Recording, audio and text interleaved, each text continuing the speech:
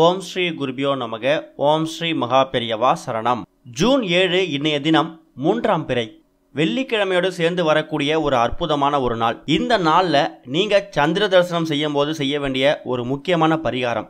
இது மூலயமா உங்களோட செல்வ வளத்தை நீங்களே பெருக்கிக்க முடியும். ஒருத்தவங்களும் அவங்க வாழக்கூடிய வாழ்நாளில் நல்ல செல்வ வளத்தோட நிம்மதியான வாழ்க்கை வாழ தான் விரும்புவாங்க. இந்த இரண்டையும் அருளக்கூடிய அற்புதமான தெய்வங்களாக இருக்கக்கூடியவங்க மகாலட்சுமி தாயாரும் சந்திர பகவானும் தான். மகாலட்சுமி தாயார் அப்படிங்கிறவங்க செல்வ வளத்தை வாரி வழங்கக்கூடியவங்க. அதே மாதிரி சந்திர பகவான் மனசை ஒருமைப்படுத்தி மன நிம்மதியை கொடுக்கக்கூடியவர் அவர் தான். இந்த இரண்டு தெய்வங்களையும் வணங்கக்கூடிய ஒரு அற்புதமான நாளாக இன்னைய தினம் இருக்குது. வெள்ளிக்கிழமை மகாலட்சுமி அன்னையை வணங்குறதுக்கு உகந்த நாள். அதே மாதிரி இன்னைக்கு 3ஆம் பிறை சந்திர பகவானையும் வணங்குறதுக்கு உகந்த நாள். இந்த 3ஆம் பிறை வழிபாடு அப்படிங்கிறது சிவபெருமானோட அருளையும் நமக்கு பெற்றுத்தரக்கூடியது. இத்தகைய ஒரு அற்புதமான நாளில் நாம் செய்யக்கூடிய எந்த ஒரு வழிபாட்டு முறையும் நம்ம குடும்பத்தோட செல்வ நலனையும் நிம்மதியையும் அதிகரிக்கும். அதுக்கு நம்ம பண்ணக்கூடிய ஒரு அற்புதமான பரிகாரத்தை இப்போ பார்க்கலாம். பொதுவாகவே பிறை வழிபாடு அப்படிங்கிறது மாலை ஒரு 6:30 மணிக்கு மேலே 7:30 மணிக்குள்ளே செய்வாங்க.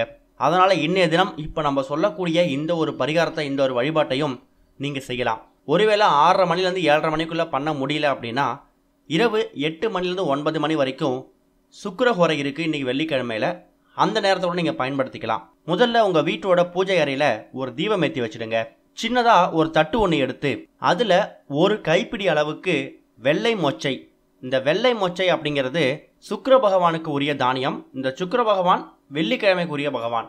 அதனால் ஒரே ஒரு கைப்பிடி வெள்ளை மொச்சை எடுத்துக்கோங்க ஒரு தட்டில்.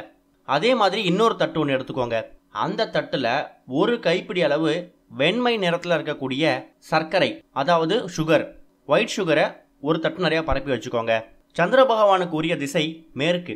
அதனால் இந்த 2 தட்டையும் உங்கள் வீட்டோட மொட்டை மாடிக்கோ இல்லை உங்கள் வீட்டோட நிலைவாசல் படிக்கோ வந்துடுங்க.